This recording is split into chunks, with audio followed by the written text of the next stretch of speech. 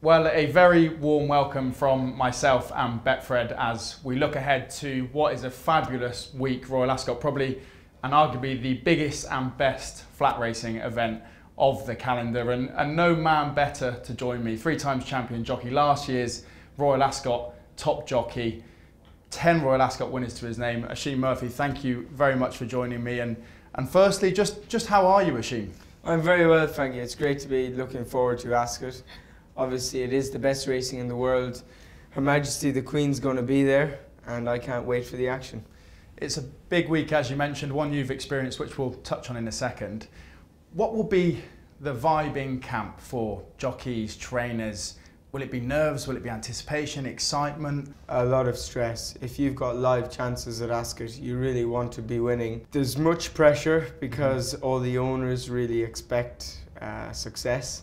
And you want to get on the score sheet there, and if you don't, if you get through the first few days and you haven't had any luck, you start blaming yourself, and I promise you it's hard to keep a smile on one's face. I was going to say, the early races, the Tuesday and the Wednesday, must be key as a jockey. As you said, if you get on the score sheet, maybe a little bit of pressure off. If you're waiting towards the end of the week, things get trickier, I'd imagine. Exactly, and the Tuesday is such a high quality card, top races with top horses, and if you're involved in all those races with no hopers and you're pulling up at the back of the field as you cross the line in every race, it's hard to keep smiling and keep the confidence high. Jockeys really rely on that confidence. It doesn't matter if you're Frankie Dettori, Ryan Moore, or an apprentice who's riding in the handicaps at the Royal Meeting. If you go in there in a good frame of mind and you believe you're riding well, then often horses run a bit better for you. You certainly got on a streak last year, top jockey of the meeting. Your first came before that. You had one in 2017, one in 18, one in 19, then really got the ball rolling with 2 the following year, and then 5 in 2021. Is there a favourite moment for you? I've watched back the jockey footage of one of your Royal Ascot wins where you give a big cheer as you cross the line. The question I've wondered is, does your first Royal Ascot winner get topped? Does it get better from there, or is it getting that first one in the bag? It took me so long to just get one on the board. Ben Battle was an incredible horse, and particularly for me, he put me on the map. That Royal Ascot winning feeling will never leave me. It was obviously the first one, and it meant a great deal. And I was just super relieved to get it over and done with. Some of the others are much more of a blur. I was expected to win on them, and they went and won. Last year obviously is still quite fresh in my memory. I never thought I would be leading rider at the Royal Meeting. You always think that someone else is going to be able to do that, like William Buick or James Doyle, because on paper they have equally as strong a book as I do.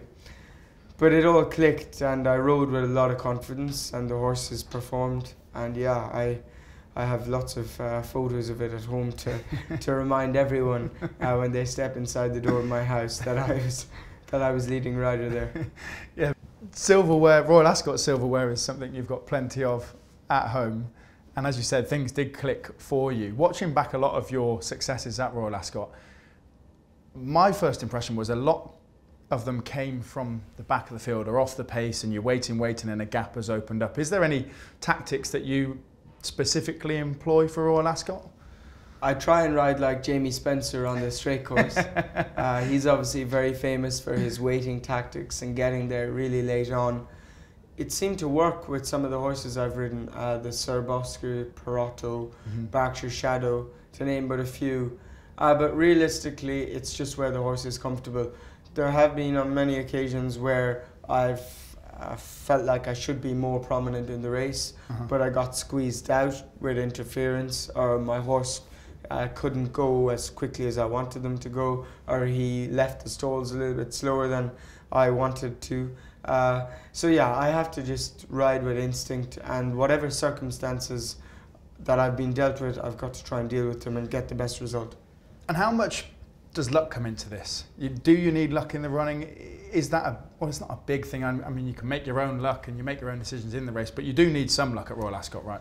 Absolutely, particularly on the round course. If you're drawn 1, it's very hard to get off that inside rail, and punters and trainers, owners, they might expect you to to get out and make look less important. But often you can't. 20 runner fields, there's a lot of traffic in the way, and things might not just go the way you want them to.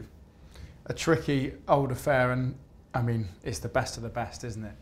So you know what it takes to win. We're going to kick off looking through the card with arguably one of the best horses in the world right now, Baaeed, and one that it makes our job easy when we're trying to select a winner at 2 to 7 for the Queen Anne Stakes. I guess the question is Baaeed, in your opinion, unbeatable going into this race? He is if he's healthy, yeah. I think at 2 to 7 or whatever price he's going to be, his value.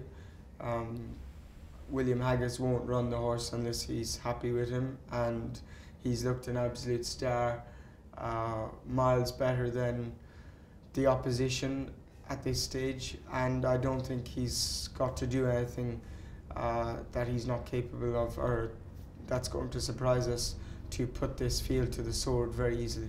You've got Aldari in there, another Haggas horse, Real World, Chindit, Lights on Mother Earth, Sir Busker, a few of these that were in behind at Newbury when he just quickened so easily.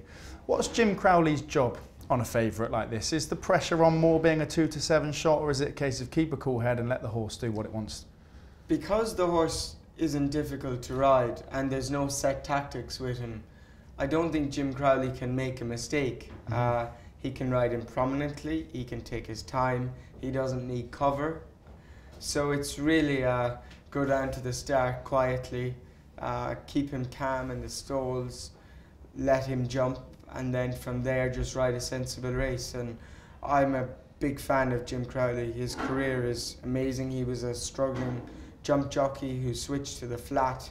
He's been champion jockey and ridden some of the best horses in the world. And to see him riding this fella means a lot. And yeah, I think we could be talking about a horse similar to Frankel. Now, we haven't seen that yet, but he's unbeaten and there are no chinks in his armour that are obvious to me. 2 to 7 value, as you could say. I definitely wouldn't be trying to get Baaeed beat. As always, punters do want another angle in, and to be honest, the angle, if you are looking to have a bet, would either be Baaeed is one for the Accas, almost like a Baaeed boost on anything else you want to back, or the without the favourite markets just before or when markets do settle into that. Sir Busker might be one to have a look at, round behind Baaeed after racing a little bit freely, and could run into a place, but you'd be silly to take on Baaeed, wouldn't you? I agree. Moving on from there, the next race, the Coventry, the youngsters, one that I typically try and stay out of as a punter. I feel you might be able to give maybe slightly more insight to these young horses. Noble Style in there, Persian Force, Blackbeard, Little Big Bear. Is there anything that's caught your eye early on this season? Yeah, I think a few. Noble Style is a son of Kingman. I saw him win at Ascot over 5, I think it was, and he was always going to improve for a little bit further. He looks a gorgeous horse. I think the strength of that race was pretty high, and I think the world of him. Obviously, he's going to have to train in between those races well and take the preliminaries pretty well. And the Coventry is a race where often the fancied horses can underperform, but he looks a star. Persian Force looked a machine first time out at Doncaster, won very well at Newbury next time. Again, looks well above the average 2-year-old at this stage. What's Aidan O'Brien's best shot? He's won this race before. I'm not sure if I had the name correct. Blackbeard and Little Big Bear would be the two, yeah. I mean, who rates them better? I'm not sure, but Ryan Moore will have the choice. And whatever he sides with, I think people should take note of. If I was to stay with the English runners, I think Charlie Appleby's horse is a machine. Holgan won first time out at Newbury. He was beaten second time by Persian Force. I saw him work yesterday and he looked really well. His work is smart and he deserves his place in that race. I won the Coventry on Berkshire Shadow, so I know what it takes, and Holgan could be running a massive race at a big price. That's the race I watched the footage back for on Berkshire Shadow. It is an electric race, isn't it? With these 2-year-olds, these young horses, how much work do you have getting the horse down to the start, into the stalls? I imagine some behave better than others, but it must be tense down there. Yeah, most of these horses are barely 2 years of age. You know, they're born between March and June, 2 years previously, so they're still quite immature physically and mentally, but more mentally. So you want them to walk around the paddock and not be startled by too much, and get down to the start and into the stalls and know they're at the races. And many of them misbehave and get too excited. And yeah, the main job of the jockey is probably getting to the start and the first half of the race. After that, it's up to the horse. If I was to side with one, the Aidan O'Brien Blackbeard that you mentioned there, hopefully Ryan Moore takes the mount. The only horse, or a few in the field, that has had 3 runs in these races. We know not as much about these horses as we do in others. So 3 runs, 1 over 6. So 2 wins over 5 furlongs, 1 over 6. I'm definitely want to try and look at the form rather than pedigree or visually, because I know less about that. So the one we know most about would be Blackbeard, and that's where I'd be looking as a bet in the Coventry. Next up from there, an interesting race actually, the Kingston Stakes. We've got some international runners in here, Golden Pal from America, Nature Strip from Australia, and then the 2 following that in the market, Twilight Calls and King's Lynn, went head to head last time out in a close call. So you've got the competition from the English, you've got 2 foreign raiders. Where would you be looking? Would you be siding with the English or going overseas? It would make my Royal Ascot meeting if King's Lynn was to win for Her Majesty the Queen in the King's Stand. I saw him yesterday as well, and he's a horse I've obviously won on in the past. He's training very well, moving better than ever. I was impressed by his win at Haydock. He had to grit it out, and the track isn't ideal for him there. He likes to meet the ground. Ascot will play to his strengths. I was a very unlucky loser in the race last year. I was just starting to make my run, and I got stopped late. And I mightn't look that unlucky, but I promise you, I was just getting going when my race was over. The foreign horses are very good. Golden Pal is a machine. Wesley Ward thinks the best he's ever trained. He doesn't seem to act at Royal Ascot though, so please take note of that. People are going mad about him at the moment. You know, he seems in rude health or whatever, but I think he's a fraction vulnerable. We're not quite sure what the Australian horses will do yet. They are double entered in all the races. Nature Strip has been a machine, but he is getting older. You know, his form down in Oz, he's beatable. We seem to respect Aussie sprinters and hold them in very high regard, because in the past with the likes of Black Caviar, is this fella in that league? I'm not quite sure, but does he need to be? Maybe not. I was reading an interesting one, as you mentioned there. We respect these Aussie sprinters, but it's almost a thing of the past, the Aussies and the Americans. The last 5 of 7 winners of this race have come from Great Britain. So I'd be maybe trying to side with the English here. One thing I can't get my head around is, looking at the prices now, King's Lynn is nearly double the price of Twilight Calls after, you know, they were neck and neck. And you could argue, yes, that Twilight Calls was slightly unlucky and was getting there, but as an each way bet, double the price, as you said, King's Lynn's surely attractive. He should be, and you know, from a patriotic point of view as well, there would be no better winner, and the whole of Ascot would erupt. The party would really get started. So, yeah, I'll be hoping he can get his head in front. A quick word on Golden Pal. You mentioned absolute bullet out of the gate, out of the stalls. Yeah, you just nicked him, didn't you? I did, yeah. Thank you for bringing up that memory. I like talking about my own success. I did on the Learjet, ran him down late when there was a little bit of dig in the ground, and that probably blunted Golden Pal's speed. He's done amazing things since. He's won 2 Breeders' Cups, and I'd imagine it's the same case. He's going to bullet out, and it's a case of catch me if you can. Yeah, Irad Ortiz has been enlisted to ride him, who normally rides him in America and knows him very well, and they're bullish in the camp, so I respect them. Yeah, a competitive one. Golden Pal, if you're a favourites back, has got to have every chance, especially off of comments coming out of camp. And then King's Lynn at a price, a winner for Your Majesty would be brilliant on the day. The last we're going to look at on the first day is the St James Palace Stakes, another short price favourite in Coroebus. This is another question of, is there anything to challenge Coroebus? Precisely. Coroebus was very good in the Kipco 2000 Guineas. He isn't a very easy horse to ride. He can pull and he can get there a little bit early, but I think he'll become more tractable with racing. For me, if William can get him to relax, he wins. Interesting to see what tactics he employs and what Baaeed do, if anything. You know, if they put in a pacemaker, if there is pace to the race, it will make Buick's job easier. So, yeah, are there any chinks in Coroebus' armour? If they go very slow and he pulls throughout the race, and then the leader kicks, you know, around the turn maybe, but he looks a superstar. He does. The only thing I'd flag up, maybe that he's playing away from home, in that he's only ever raced at Newmarket. Yeah, maybe. Newmarket is a tough track though, and the array of gallops Charlie Appleby has at his disposal at Moulton Paddocks is quite amazing. And he would have galloped around turns and they would have practiced all that with him. So, interesting point, but I'd imagine he'll cope with it. He'll be ready on the day. I think, again, a short price favourite, 4 to 9 around about. It would be the Baaeed and the Coroebus double if you wanted to play things that way. I can't see many things in the field getting close. We'll move on to Wednesday, and we will start with the Prince of Wales stake, headed up by Baaeed. I know we were previously chatting and you were very impressed. I was at Sandown that day. This is the hype horse, isn't it, almost? It kind of come out of nowhere, and a few starts back you wouldn't really be mentioning Baaeed in the mix with this lot, but after what the horse did at Sandown, that was visually very impressive. It was astonishing, and Sir Michael Stout's just won another Kazoo Epsom Derby. He's in terrific form. This horse was beaten twice in his first 2 starts, or both times in his first 2 starts, which is, you know, unheard of when he's gone on to climb these heights.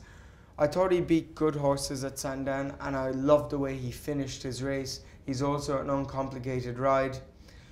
Going through the field, Shahryar really needs to be spoken about. The form in Dubai is strong. Japan are getting the recognition they deserve now when travelling these international horses. I think I'll see this horse train a little bit before the Royal meeting. I've been enlisted to ride work and give some advice for the Japanese, so I'll have an insight into how he's training. Will these horses get touched? You know, I will be shocked if either of them don't win. I mean, Baaeed is the up-and-coming star. Shahryar has already achieved and shown how good he is. There is a home advantage. Sir Michael knows how to win this race. It'll be a proper fight. The competition Group 1 championship race deserves. I think these races, you get these interesting matchups when you have almost an up-and-coming horse, which is slightly less exposed, and then you have, as you said, the Japanese horse that's done it round the world and more consistently over the trip. So you've kind of got this unexposed, you know, newer horse on the scene versus one, as you said, on form that's proven. Which do you think you'd rather be sat on? I'm pleased you asked that, but I can't really answer. I respect the Sir Michael Stout side of the things and the home advantage, but I'd probably side with the Japanese. I think the horse has achieved more on form. Well, in fact, he has. We know he has. And he's already travelled. So, yeah, if I'm pushed, I think Shahryar. Baaeed may be one that's almost done himself disjustice in the market because it looked so good that now the price is kind of gone. So short. Yeah, around even money. You're taking a bit of a chance that, as you said, he's got to go and beat proven horses. Maybe the bet is to look for a bit of value out where. I'm going to throw an absolute wild card in here. This horse, Le Petit Coco, has got an entry elsewhere in the week at shorter, so maybe doesn't go here. But I thought worth a mention after not running this filly for nearly a year now. Last seen beating Love at the Curragh. Love went on to win this race. Won this race previous to that race. I thought she ran an absolute cracker to battle hard and win that race at the Curragh. Now, who knows what might happen with a year off and coming back in. Another kind of a stat almost that worked in the favour was when Love did win this race, that was her first appearance of the season as well. So I'm kind of pincing my hopes on a bit of Love form and that the horse gets here in good spirits. A bit of a wild card at 20 to 1, but worth a look if it does go here. Yeah, precisely at an each way price as well. And the trainer is having a marvellous season. He's got one of the highest strike rates in Ireland, and he wouldn't be travelling a horse for no reason. Exactly that. Lastly, on the Wednesday, the Duke of Cambridge Stakes at the top of the market, a horse you're very familiar with, alcohol free. We've got Saffron Beach in there, Lights on Mother Earth, Bashka Rover. It's a very, very competitive field. Is there any that you'd like to side with here? If I was riding alcohol free in this race, absolutely. But I suspect she's going to go for the 6 furlong sprint, which is going to be called the Jubilee this year, the Platinum Jubilee. Yeah. Okay. Anyway, everyone knows what we're talking about. It changes all the time. I think she's going to go for the sprint. So, of the others, I thought Lights On was so impressive last time, and again, Sir Michael would have targeted this race. I actually beat Lights On in a Leicester novice about 3 years ago on one of Sideman's Roars, and to think she's climbed to this heights, this is why the trainer is so good. I mean, no one would have expected that. I think she's a daughter of Siuni, and just year on year, she pumps up her form by 10 to 20 pounds. She is the one. Bashka Rover ran well at Epsom. Yeah, well, needs to improve in that form though. Certainly does. I thought Potapova in the same colours of Shively Park would have won with the same trip. Ryan had to sit a little bit further back than he wanted to at Epsom. She came from last and she was hitting the line strongly. I do respect her though, but I just feel like she hasn't scaled the heights of Lights On yet. Is there much to play there with horses being turned around quickly after Epsom, do you think? Yeah. Some horses won't take it very well, but again, William Haggis knows what he's doing. He won't run her unless he's very happy. Saffron Beach is very good at times. Is she super consistent? I'm not sure.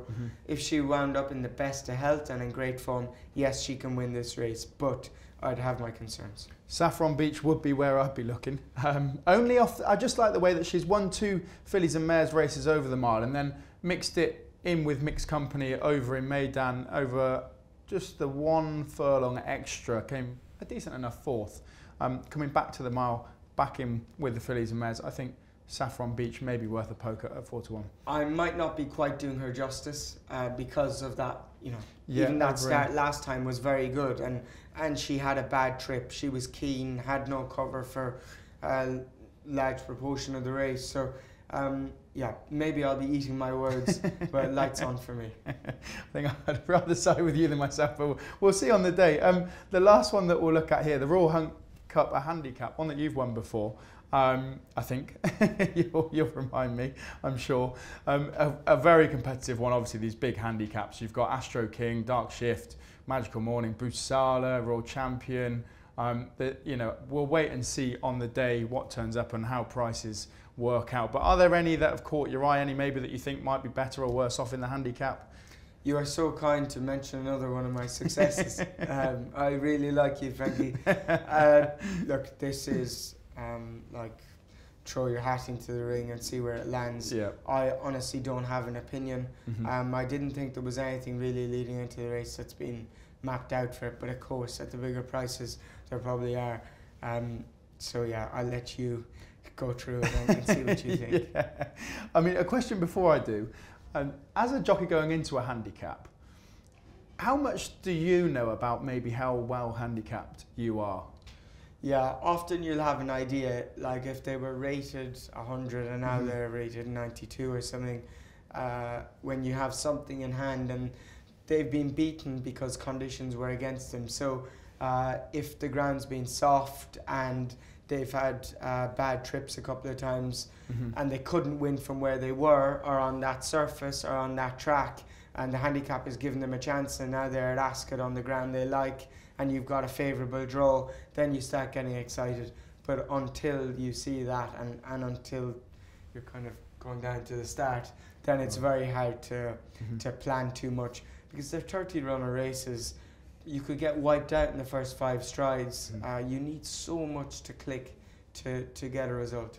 A tricky one, and a tricky one to put a winner up. I'd be looking at Busala, another Haggis trained horse, some solid performance behind Shindit, a decent enough horse.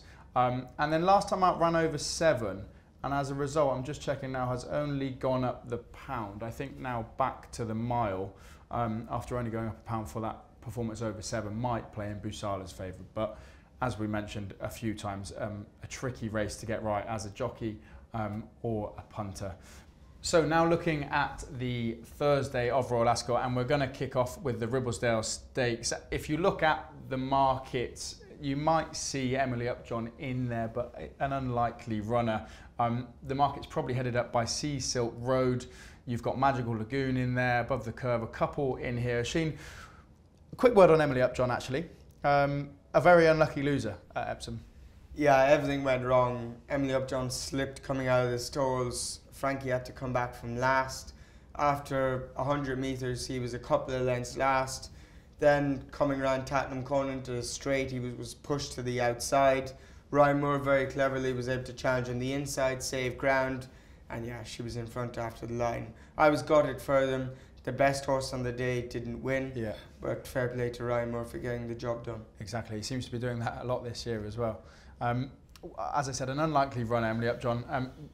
Sea Silk Road probably heads the market. Where would you be looking in this, if anywhere? Do you have a strong opinion? Yeah, I felt like Sea Silk Road has done very well.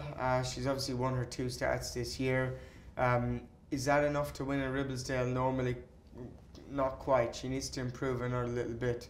Above the Curve was very good in France, and it's obviously quite close between races, but Joseph O'Brien doesn't run horses unless he thinks they can win, and thought she was unlucky at Chester when she ran in the Oaks trial there. I have a high opinion of her. I think she'd relish the 1.5 miles, and particularly on a stiff track like Ascot. A tricky one. I don't have a huge opinion. If there's one I'd be looking at, it'd be Magical Lagoon, 7th over a mile at Newmarket, and there's some good form. I know 7th, but in that race, in Spiral, there's Cachet, there's Prosperous Voyage. It's classic form. Yeah, there's a top class form in there, and then performed fairly well next time out over the mile, I think, or mile 2, second to Concert Hall. Again, a strong performer in the Oaks. So I think Magical Lagoon, at the time of speaking, a bit of an each way price, and maybe could line up and be in the mix on the day. The Gold Cup, a race I love, a brilliant race. We've obviously got the old boy Stradivarius in there, which would be another one for punters and race goers, wouldn't he? Do you think he can still challenge? I was impressed at York. I was there in person, and he's got to improve from the race. This horse is 8 years of age. They can't get him fully fit at home. It doesn't matter if they gallop him 6 days a week. He will be saving something for himself, because as he gets older, he'll get wiser, clearly. He knows when to run his race. We're all supposed to do that, but it's not quite how it works. But this fella will improve fitness-wise. He'll also get sharper. He is the champion. He was very unlucky last year. He got wiped out. It was just a disaster for his jockey. For my friend Frankie, at a bigger price, I hope Stradivarius will win. I honestly think he'll be too good for them. If he goes there in rude health, Coroebus, there's been a lot of talk about him, the young horse coming through. Yes, he will improve for really going extreme distances. It looks like he has done already when stepping up in trip. Princess Zoe could be an each way play. She always runs well. She's incredibly consistent. If the ground got very firm, they might think about not running her, but as she got older, they seem to be less concerned about ground conditions. A couple of years ago, they were always concerned that she needed soft. Is there a lot of strength and depth in this race? Maybe. What's the story with Trushan? Again, there's so many what ifs, isn't there? I personally think if Trushan is to run, I think that it'll win. And I think that is a true hardy stayer that has done the job. There's been no chat about him. True, that's true. My concern is... Probably because of the sunshine. Will he, well, precisely, will he line up? They only run this horse when the ground is slower than good. And that's what I'm thinking. So you look at the race now, and you look at the weather forecast, and as you said, not much chatter about Trushan. Trushan would be my pick of the bunch if they all lined up on the right day for Trushan. But saying that the ground's not right, or Trushan doesn't even run, that probably means the ground's quite quick. Sure. Stradivarius will like that. It will play into his favour. He doesn't have to beat Trushan. Coroebus, the young horse, hasn't been proven over the trip yet. I think Strad's got a great chance. Yeah, and how good it would be for racing. He's been an icon, really. He lines up year after year. He's won millions in prize money. There was actually a Weatherby's Group 1 bonus that he won twice. So they got rid of it because they didn't want to give his owner Bjorn Nielsen any more money. Pounds, yeah. Brilliant. Well, so if I had to pin you down at current, And you know, where would you be looking? I know we can't say who's going to run, who's going to line up, but would you be siding with Strad? Yeah, you know, putting on those hooks is quite important and means quite a bit. They're famous colours, and you'd be making history. Yates won 4 Ascot Gold Cups. Stradivarius could do the same. Probably should have already done the same. Yeah. Frankie's going to want redemption. It'd be brilliant to see. I'm definitely in this Strad camp, partly emotionally, but when, as you say, you do start to dissect it. Yeah, he's got every chance. One that I don't have much of an opinion on, we can brush past it, but the Britannia Stakes, is there anything to flag up? Yeah, Michael Buckley owns a horse called Bolthole with Michael Bell, and my friend Nick Bell bought this horse very cheaply, and it just goes to show that, you know, dreams can begin from very little beginnings. He won well at Newmarket last time. This has been the plan since literally autumn of last year, and they've protected his mark and deliberately ran him over a little bit further than ideal. Jamie Spencer galloped him yesterday morning. I saw the video of his work. The horse has never been better. I don't know what price he's going to be, but because these races are so open, I'd expect he'll be well into double figures, and I won't put anyone off getting involved. So you haven't given the game away, and the boys get on at double figures first. One to look out for there, definitely at a price, something that we all like, especially when we go through the card and there is plenty of short enough favourite. Moving on now, we're going to get started with the Commonwealth Cup. 6 furlongs, a real exciting race, I think. Perfect Power in there, a horse which, when this horse ran at 6, I said it's gonna go well at 7. When it ran at 7, I said this has got to have a great each way chance at Newmarket. It was disappointing then at Newmarket. I'm not sure where I sit with Perfect Power anymore. It's hard to gauge him. I was very impressed with his race in the Greenham, a race obviously previously won by lots of superstars, including Frankel. He had to take his chance in the Kipco 2000 Guineas. It didn't work out for him. You know, he was a little bit keen, and it was a messy race. Coroebus was head and shoulders above them on the day. Sumion will keep the ride, I'm sure of it. He is riding so well. He's just won a Prix de Jockey Club. He's one of the hungriest men alive. I think he can get back to winning ways. I think he deserves to be towards the top of the market. He was a very good 2-year-old. How this race is going to develop, I'm quite unsure. It's often open. You have like a favourite and then lots at 10 to 1. Dragon Symbol was very unlucky in the race last year. I obviously crossed the line in front and then had it taken off me. Is Perfect Power in that sort of league? I think he is. Perfect Power, one that I've been a big fan of all season. I'm tempted to move away. I struggle.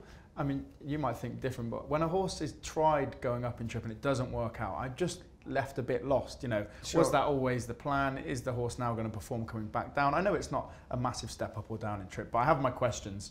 I'd be looking for a more consistent 6 furlong horse, and that's Go Bears Go for me, who has done everything right besides last time out when being unlucky coming out the stalls, and has the Ascot form. So Go Bears Go would probably be where I'd look. That camp are super confident. The trainer David Lucknan is having a very good season, and they've been talking about him since the spring with this race in mind. So interesting you mention him and that he's your tip. I don't think he's quite achieved as much as Perfect Power, but of course there is plenty of upside to him, and I believe Ross Orion will partner him. He's going great guns, and yeah, for Ammo Racing and their other partners in this horse, it would be a first Royal Ascot winner for them. What's brilliant about the race is, because it's so open, there is some value to be had, and you can play each way with most of the horses at the top of the market. So pin your hopes on one and hope you get some luck in the running, and it comes there or thereabouts. The next we look at is the Coronation Stakes, topped at the head of the market by Homeless Songs. That's got to be one of the most visually impressive performance, I think, of the season. Without doubt, and their form's been backed up. I mean, Tuesday came out and won the Kazoo Oaks. Obviously, Emily Upjohn was an unlucky loser, but she's done it. I love the way she was a little bit keen on the outside. She travelled into it, and when Chris Hayes pushed the button, she took off. And Dermot Weld, as we know, is an incredible trainer, but his form leading into the 1,000 guineas at the Curragh wasn't great. He was out of form. I don't think he had a winner in that 2-week period leading up to it. So he's in better form now. She has it all, really. I mean, she's a small, compact little filly, but if she runs like she did at the Curragh, what can beat her? The key for me is the turn of foot she showed. As you said, it was once Chris Hayes clicked the button, she just quickens so easy. And I feel like, provided she travels well and she gets the running, when he wants to go, he'll be able to go. Yeah, Andrew Bowling's filly, I thought ran well in the Newmarket edition, the Kipco 1,000 guineas there. I'm trying to think of her name. You can help me, Frankie. She was an incredibly good 2-year-old last year, and David Probert sat on her yesterday morning. And unless she's going for the Commonwealth Cup, we'll have to cut this out. Sandri? Yeah, Sandri. Yeah. What price is she? Around 14s. Yeah, I think price, Sandrine's going to go for this race. She hasn't proven whether she stays a mile or not yet, but if I said her work was okay before Newmarket, it's exceptional now. And yeah, I think she's a big price, and her 2-year-old form was pretty good. I think she's taken a step forward. There's another in here, In Spiral, interesting runner. Will she definitely run? That's the question. There's not much coming out of camp in terms of media, and is she ready? And if she was, wouldn't it be a bit more confidence that you'd hear? Precisely. There was not a 2-year-old filly that could live with her last year. She was just far too good. She is quite small though, so the improvement that some horses show from 2 to 3 might not be the same for this filly. But does she need to improve to beat them? Maybe not. Again, if I was Frankie Dettori, I'd be really looking forward to her. Question is, will she line up? Yeah, at this time, obviously, as we talk, there's questions about what horses will go where and what will turn up. Funnily enough, Homeless Songs, I mean, the horse that we're both in agreement is the one to beat. There's also a couple of question marks around that. So the top 2 in the market could potentially fall out of the race. Prosperous Voyage will be one I'd look at. 3 seconds to a name. And the horse to get closest to the aforementioned In Spiral maybe might have her day here. And this would be, well, it depends on the time of recording and when you see this, but maybe as an anti-post bet each way before the race starts to cut up and horses don't turn up. She missed her engagement in France, and I know Rafe Beckett was gutted, as he felt like that was a good opportunity for her to win a Group 1, but she did nothing wrong at Newmarket, and she had, you know, good level of form without winning on many occasions. And interesting you mention her, because, you know, at a price, if she lines up, she's got to be in the first 3. I mean, why won't she be? And one that is a short enough favourite is Hurricane Lane on the Saturday in the Hardwick Stakes. And if I'm honest, this is a favourite which I struggle to get away from. I know we always looked for value and sometimes it is boring, but around 4 to 6, I think kind of looks value at this stage. I'm looking through the field. Al-Azi's a quirky horse. Broome don't know a whole lot about. You've got Yabir, Ashada, Tiona needs to bounce back from the last run. I think, for me, Hurricane Lane's solid enough favourite here. The vibes in the Hurricane Lane camp are very good. Charlie Appleby wouldn't run him unless he was very happy with him. He ran incredibly well in the Prix de l'Arc de Triomphe last year. He's an Irish Derby winner. He's a proper horse. This is a Group 2. I know the Hardwick should be a Group 1. It's a very strong race.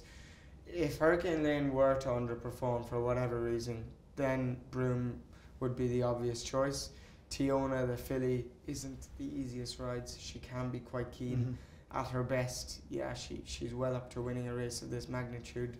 But it's really hard to look past the favourite. It's the form, isn't it? Like you said, the Group 1's in France, the Irish form, Hurricane Lane has done it everywhere against everyone. Yeah, he has, and he's an easy ride. He can make his own running. He can take a lead. He's not going to be a hostage to fortune with race tactics. The Platinum Jubilee, that's one that we did mention earlier on, the name change here, and again is headed by the foreign raiders. Wesley Ward, he's been very giddy, shall we say, hasn't he? He's been excited about his runners that he's sending over. One of them is Campanelli. Actually, above that is an Australian runner, Home Affairs. You've obviously got the two we mentioned earlier, Golden Pal, Nature Strip, some more foreign raiders, Creative Force in there, Sacred. How do you sum this one up? So it's interesting. I believe Nature Strip and Home Affairs will stay apart. Yeah. And I also believe that Campanelli and Golden Pal will stay apart. Campanelli is a very, very good filly. We all know about her. She rocks up at Ascot every year. Alcohol Free is going to go for this race. I've been pleading with Andrew to come back to 6 furlongs since she was a 2-year-old. If there was some juice in the ground, it would really help. We nearly always get a break in the weather at Royal Ascot. If it happens this year, please consider her. I'm telling punters at decent odds, she's an each way play all day long. I respect the Aussies. I think Home Affairs is a very good horse. It'll be interesting to see how the American-Aussie form stands up. Yeah. It's only at Ascot they ever really meet. You don't have Australian horses going to America and vice versa. One of the most interesting races of the week.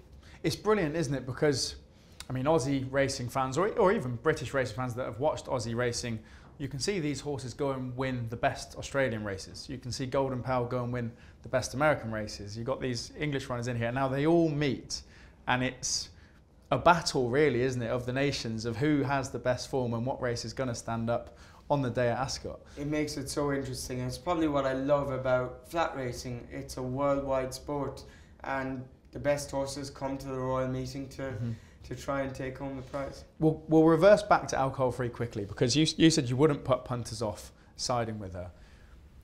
For me personally, I don't know where I stand. You know, since, okay, you give me a pat on the back after this. Since you won on her at Ascot, and then you followed up at Goodwood, I think. She's been a bit off from there. Yeah, we probably made an error running her in the Juddmonte International at York.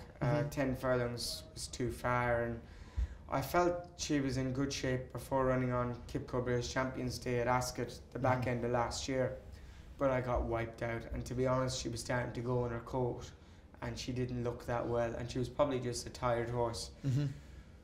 I haven't ridden her work this year. Her regular jockey this season, Rob Hornby, has been riding her in all her work. Again, I saw her yesterday. She loves ease in the ground. She doesn't need it. She can win on firm ground as well. But her ideal conditions are ease in the ground. A fast pace where Rob can sit anywhere he wants with a loop in his rein, gather her up when he's comfortable, and get her to really finish off is ideal. And I promise you, the spin she's going to give him is going to be very fun, particularly if that rain arrives. The last 4 runs read 4th, 3rd, 8th and 6th. The difference being the trip, in your opinion? The difference being a variety of things. I think ground and race tactics and how healthy she was. You know, she comes good this time of year, and I wouldn't lose faith in her yet. If, you know, seeing her yesterday, she looks as good as she did leading into Royal Ascot 12 months ago. Alcohol Free, another at a price. I'd probably be looking back towards Wesley Ward. I'm in the Wesley Ward fan camp. Maybe with Golden Pal earlier on in the week, and definitely with Campanelli here. Just the Ascot form that stands up. She looks brilliant. She's consistent. At the time of recording, an each way price available. Not saying as an out-and-out bet she'll just go and win, but I think it's got to be in the frame at Ascot. She knows her job here, and yeah, if you can get an each way price about Campanelli, that would be my bet for this race. We'll look at just one more here, a big handicap, so I won't push you for an opinion if you don't have one. It's the Wokingham over 6 furlongs Class 2 handicap. Again, we don't quite know what's going to run. There'll be a big number of runners. There'll be lots going on in the race. Is there anything that stands out to you? Yeah, I'm unsure what Andrew Bowling's plans are. I spoke to him kind of yesterday about what might run and might not run, and he felt like Stone of Destiny would be targeted at this race. He has form in group races, and he could be any price, 33s, whatever. he seems in good shape and he's handicapped to land a big one, and eventually it will be massive, you know. A tricky one. If I had to flag one up, Baaeed, an Archie Watson runner, just running the one handicap way back in his career, and off the back of a few listed performances, could come into this well weighted off of recent performance, I think, off a mark of 102, but you know, throw your name into the hat and the best of luck for these sorts of races. We've covered most of, or nearly all of, the feature races across the week, or the big ones that stand out, especially to punters at the start of the week. Is there, I'm going to ask you both for one race that you're most looking forward to just from a viewing perspective, and also maybe a best bet, or one that you think will win? Yeah, pretty simple really. The Queen Anne, Baaeed, I think he's going to canter home. That is the best bet of the week. If he's healthy, he can't be beaten. And I suppose with the international thing in mind, the sprints, particularly the Platinum Jubilee, the Aussies meeting the English and the Americans, it'll be a brilliant event, and there's going to be a lot of international followers watching the racing and also making the trip over to Royal Ascot. I think that is the reason why it's so special. You know, the fact Her Majesty the Queen will be there, everyone gets dressed up, and the whole racing world keys into the big races. It is all eyes on Ascot, as you said. I think I'd agree. The competition between the international runners is one to look out for. For me, probably Strad. I think that's just... My girlfriend would be thrilled to say that. Yeah, ticking some boxes here, I tell you. But I think, I mean, lots of racing would agree. They're the races that you feel a bit of emotional attachment to the horse almost, even as just a viewer and just a follower of racing.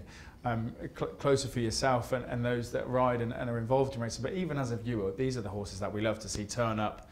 And when you see Frankie get going, there's a bit of fight in him left. That's I think what I'm looking forward to. Yeah, I mean, the whole reason racing captivated me as a young child was Best Mate winning 3 Cheltenham Gold Cups, and Stradivarius, I hope, has been able to do the same for other young children. Brilliant. Well, thank you very much, Oisin, for your insight throughout the card. Hopefully we flagged up a few in there, you know. That's the key. If we haven't, we're in big trouble, Frankie. We are, because we've gone with enough at the top of the market. I mean, the week kicks off nicely with a couple of superstars and short-priced favourites. You've flagged up a few at a price which hopefully run well. For yourself next week, how are you feeling? You know, what's your plans for the week? I'm doing a couple of days of presenting on Sky Sports Racing. I say presenting, but I'm on the television. So that will be fun and gives me a reason to be there, because obviously I do miss the saddle. I'm going racing 5 days and I'll be able to enjoy the action. I'm taking Thursday to cheer on Stradivarius and Saturday hopefully to cheer on Alcohol Free. Oh, brilliant. And across the week, do you think, I mean, you said there's going to be great fun on the telly. There's got to be a part of you that, especially when you see, you know, Alcohol Free, maybe Dragon Symbol, these horses that you have rode, there must be a part of you still that wishes you were there doing the steering.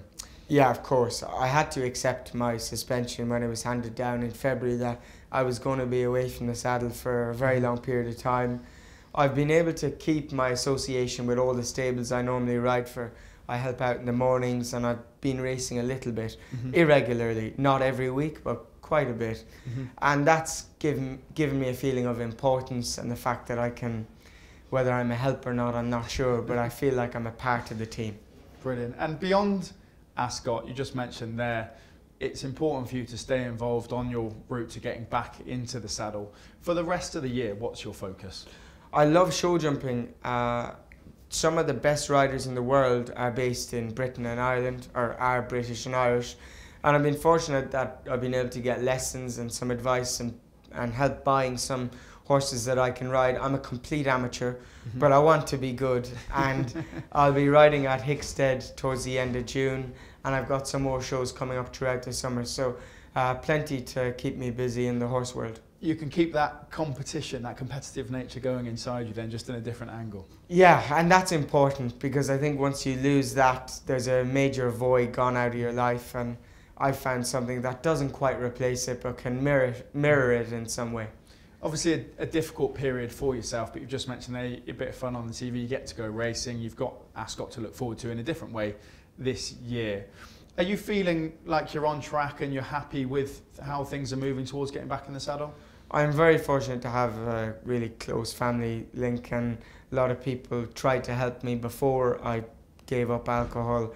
I tried and failed a couple of times, and I wasn't ready. It had to be my choice and my decision, and since October 7, I drank too much that night. I went racing on October 8 and I failed the breathalyzer. I was filled with embarrassment, and I really never wanted to feel as ashamed as I did that day, and that's when I had to decide that enough was enough, and I rang my good friend Kieran Schumacher, and he helped me get in touch with the right people. It's great that you are back on track, and it's brilliant to have you here today and to see your involvement continue. And even when you're at the races, everybody comes and says hello. I think it's fantastic to see. As we move back towards that, I'll be looking forward to seeing you back riding. Is there something that is on the list that you want to achieve? Yeah, I want to win some show jumping classes. I'd like to see some more of the world. I've been lucky to go to South Africa a few times, and that's one of the most, well, the most beautiful place I've ever been, particularly Cape Town. And yeah, I won't get a chance to travel outside of the horse racing circles when I'm back in the saddle, and I want to make the most of that time off while I can. Fantastic. Well, thanks again, Oisin, for all of your help today. And thank you from myself and Betfred, the official partners and bookmaker of Royal Ascot. And what a week it is, from the young sprinters, the international competition, the hardy stayers, the old boys like Strad. I can't wait. If you're going, have a brilliant time. If you're having a bet, best of luck. As always, gamble responsibly. And if you're tuning in across the week, then please do get involved on social media.